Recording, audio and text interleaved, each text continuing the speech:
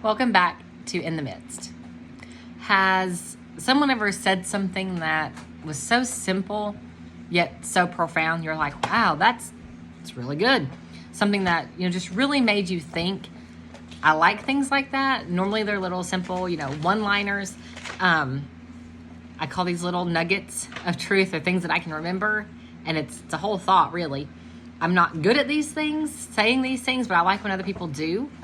And our pastor said one a while back that just really stuck with me, and I was like, wow, that's incredible. I probably knew it, but I never put it together the way that he did, and it just stuck. So I want to share that nugget with you today. Have you ever tried to encourage someone by telling them to just trust in the Lord? Maybe someone has said that to you. Maybe you've said it for yourself. If I have to, I just have to trust the Lord. I know He's going to do this. It's a comfort. It is. But sometimes we need to be reminded to keep our focus on God and His plan, especially during a trial. And that's great. We do need to do that. That's biblical. But what does it really mean to trust the Lord? Is it just to hope and think that He really is going to do something? Trust is defined as a firm belief in the reliability, truth, ability, or strength of someone or something else. You cannot have confidence in something that you haven't tested. Otherwise, you don't know if it's worthy of your trust. The Bible has a lot to say about trusting the Lord, and it's a command, really. A few examples that God gives us is Psalm 115, verse 11. You that fear the Lord, trust in the Lord. He is their help and their shield. He is a help and a shield to those who fear and trust in Him. It's who trust in Him. He doesn't just give this to everyone. He's a help and a shield to those who fear and trust in Him. Isaiah 26:4, trust ye in the Lord forever, for in the Lord Jehovah is everlasting strength. Psalm 4, verse 5, offer the sacrifices of righteousness and put your trust in the Lord. Psalm 118, verses 8 and 9, it is better to trust the Lord than to put confidence in man. It is better to trust the Lord than to put confidence in princes. Proverbs 3:5, most of us know this one.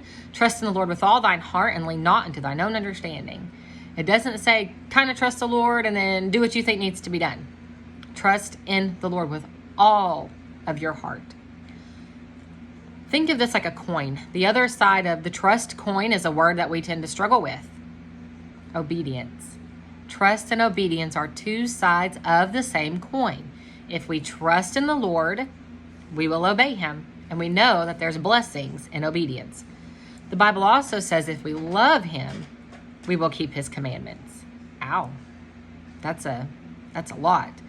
We tend to think that to be a good Christian, we just need to have the right look, the right vocabulary, and smile and say, hey, brother, how you doing? That's surface level stuff. That's not a walk with the Lord. That's not trusting Him. We quickly learn to say the right words, look the part. When we're struggling with something, we just say, God's good and I'm okay, We like to have those religious lies. We're not okay, but I can't say that because God's good, so I have to be okay. It's not true. We would never think of saying, I don't love God enough to obey Him, but I really want Him to come through for me. Would we? Is that really how we think, though? Is that why we don't do what God asks?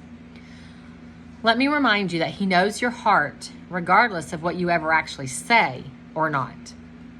If we love Him, we will obey Him because obedience and trust are two sides of the same coin. His word gives us promises for our obedience. Other people tell us stories of their obedience, of God's blessing and provision when they obeyed, how He came through, how they lived so faithfully to Him, and He answered prayers and He provided in ways not imaginable. But why do we struggle here? Simply because we don't trust the Lord like we should. We trust Him to keep the promise of salvation because that's a big one. We know we can't earn heaven, so we trust Him for that. But the smaller day-to-day things, we just don't want to give over to Him. We are protective with our finances. We don't like to give to strangers, loan to family or friends, or hear sermons on tithing. After all, this is mine and I worked for it, right? Wrong. It's all from Him. Those are blessings from the Lord. The strength to go to work, the job you have, the money you bring home. Tithing, giving is a command. We are expected to obey this. This comes from Malachi 3, verses 8 and 11. Will a man rob God? Yet you have robbed me. But you say, wherein have we robbed thee? In tithes and offerings. Ye are cursed with a curse, for ye have robbed me, even this whole nation. Bring ye all the tithes into the storehouse, that there may be meat in mine house, and prove me now herewith, saith the Lord of hosts, if I will not open you the windows of heaven, and pour out a blessing, that there shall not be room enough to receive it. And I will rebuke the devourer, Satan, the enemy, for your sakes, and he shall not destroy the fruits of your ground, neither shall your vine cast her fruit before the time in the field, saith the Lord of hosts. There's a lot there. Did you know that this is the only time that God says to prove me? Nowhere else are we told to prove God, except for in this matter of tithing, giving that first 10% to Him. When we think of robbing God, it's not just not giving Him something or trying to take something away. When someone gets robbed, it's a violent act. It's not done nicely. This has the idea of literally holding a knife to God's throat, saying, I'm taking this. That's pretty stark. Most of us wouldn't admit to it. We wouldn't think that's what we were doing. That's not our intention, but that's what we're doing. He clearly says there will be blessings when we choose to obey in this area. We either believe the Bible or we don't. We love and trust God or we don't.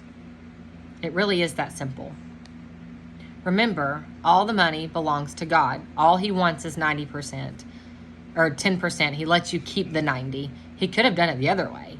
He could have said, it's all mine, so I want 90, and you're just going to have to figure out how to make it on 10. But He did it. This is a blessing.